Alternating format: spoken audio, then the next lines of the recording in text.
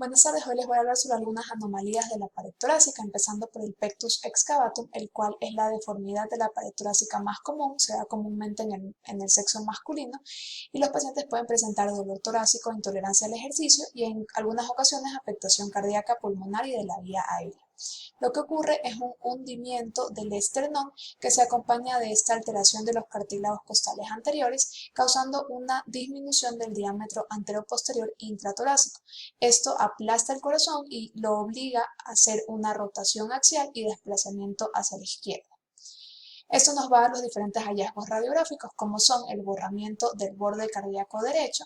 En algunos casos puede haber el borramiento también de la interfase de la aorta descendente y además ensanchamiento de la silueta cardíaca e incluso disminución de la densidad en algunas ocasiones.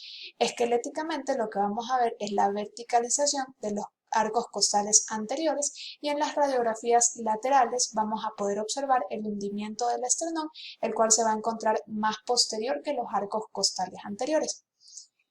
La tomografía, como sabemos, tiene distintas herramientas que nos ayudan a valorar las imágenes de mejor manera, como son la ventana ósea, la reconstrucción multiplanar y la reconstrucción en 3D.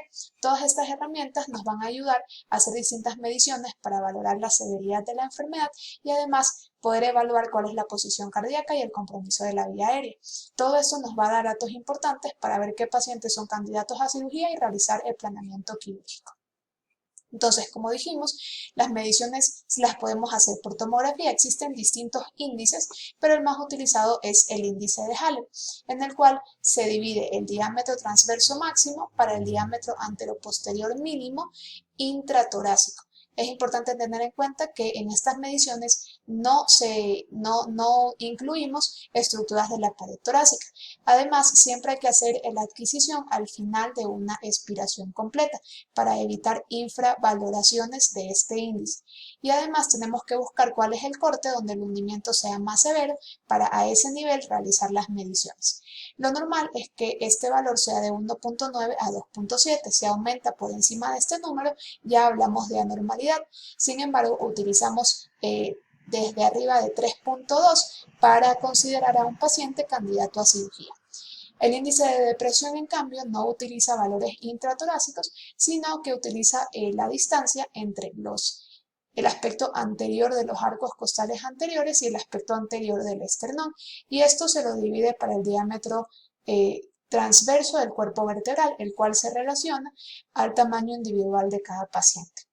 El índice de corrección, en cambio, lo obtenemos trazando una línea en el aspecto anterior del cuerpo vertebral y de esta una hacia el aspecto posterior del esternón y otra hacia el aspecto posterior de los arcos costales anteriores. A partir de esto se hace una diferencia que nos va a dar el porcentaje de profundidad de la pared torácica que hace falta en el paciente.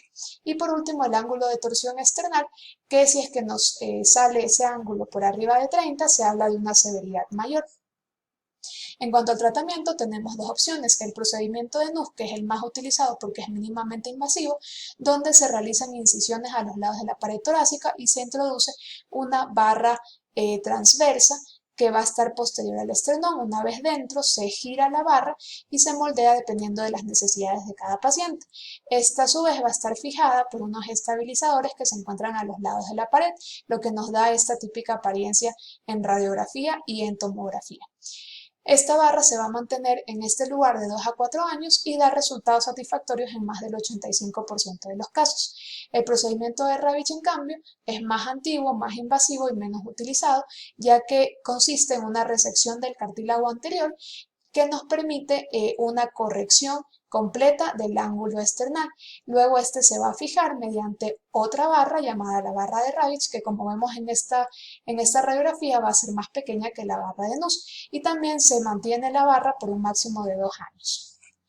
Posterior al tratamiento, vamos a observar que en algunas ocasiones puede haber atelectasias y derrames pequeños que suelen ser autolimitados, pero tenemos que estar pendientes de la presencia de atelectasias más grandes, neumonías, neumotórax, neumomediastino o derrame pleural masivo. Esto al inicio. Posteriormente se hacen controles a las 6 semanas y controles anuales donde tenemos que ver si hay signos de desplazamiento de la barra.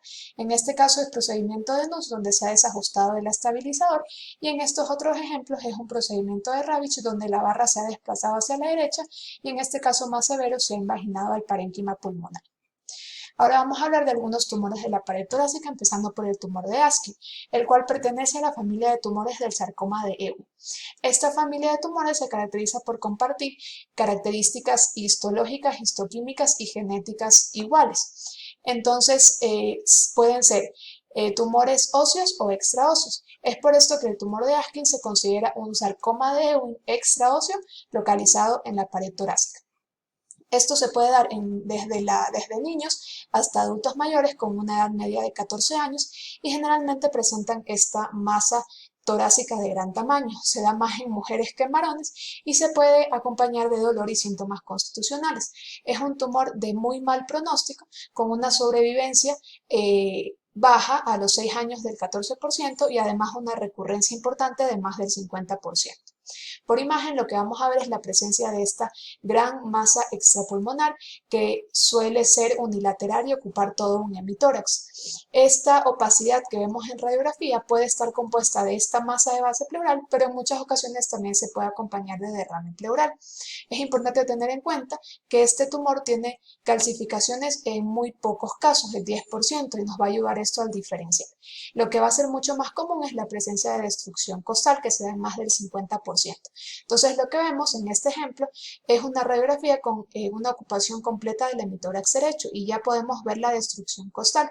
Sin embargo, en la tomografía esto es mucho más evidente. Además, podemos caracterizar mejor la masa y ver que capta el material de contraste de manera heterogénea. En este otro ejemplo vemos que la lesión es mucho más pequeña, pero aún así ya causa una destrucción de la costilla. Además, al ser un tumor agresivo, puede causar invasión pleural, pericárdica, diafragmática o vertebral, por lo que siempre hay que tener en cuenta la revisión de estas estructuras y observar si no hay presencia de metástasis pulmonares o adenopatías mediastinales que suelen estar presentes en algunos casos desde el estudio inicial. La resonancia nos ayuda a valorar de mejor forma esta masa, la cual va a ser heterogénea, de señal intermedia en T1 y hiperintensa en T2, y va a tener comúnmente la presencia de características de hemorragia, necrosis y degeneración quística. En este ejemplo vemos esta masa con degeneración quística que está invadiendo la zona aledaña del cuello. En este otro ejemplo vemos otra masa que también es heterogénea con esta degeneración quística, produce destrucción costal, invasión intradural y la presencia del derrame pleural. El amartoma mesenquimal de la pared torácica es otro tumor de la pared que en cambio va a ser completamente benigno. Es muy infrecuente y se compone de proliferaciones benignas esqueléticas de origen costal. En estos niños generalmente la deformidad de la pared va a ser bastante notoria incluso desde el estado prenatal. En otros casos se encuentra de forma incidental y en casos más raros aún por la presencia de distrés respiratorio. Este tumor se compone de dos partes, tiene un componente óseo o cartilaginoso prominente y otro componente de cavidades hemorrágicas que se consideran quistes óseos aneurismáticos secundarios. Entonces, por imagen, lo que vamos a ver es la presencia de esta masa extrapleural de tejido blando que ocasiona, igual que el tumor de Askey, la presencia de destrucción cortical y erosión del tórax óseo adyacente, causando una remodelación aberrante del mismo. Es más común que se encuentre en la pared posterior que en la anterior y en algunos casos puede ser multifocal y bilateral. Vamos a ver la presencia de esta calcificación en el 100% de los casos, que es de tipo matriz condroide, que en tomografía la vemos como estas calcificaciones irregulares en anillo o en arco, que se pueden ver en la tomografía. Los quistes óseos aneurismáticos, en cambio, los vemos por la presencia de niveles líquido-líquido que tienen presencia de hemorragia y se pueden ver en tomografía, pero con mayor facilidad en resonancia.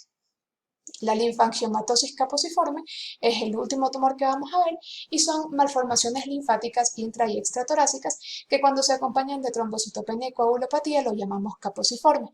La edad media es de 6 años y es de muy mal pronóstico, ya que en estos pacientes hay síntomas respiratorios importantes como disnea. También hay la presencia de masa, hemorragias en distintas partes del cuerpo y derrame pleural y pericárdico que pueden ser de tipo quilotórax o de tipo hemorrágico por este problema que también tienen. También hay presencia presencia de lesiones extratorácicas, como ya vamos a ver. En la imagen vemos la presencia de esta masa de tejido blando mal definida, que es mediastinal en el 100% de los casos y puede tener extensión peribronquial y a la pared. De forma muy importante, esto se acompaña de un engrosamiento septal peribronquial, como vemos aquí, y también interlobular.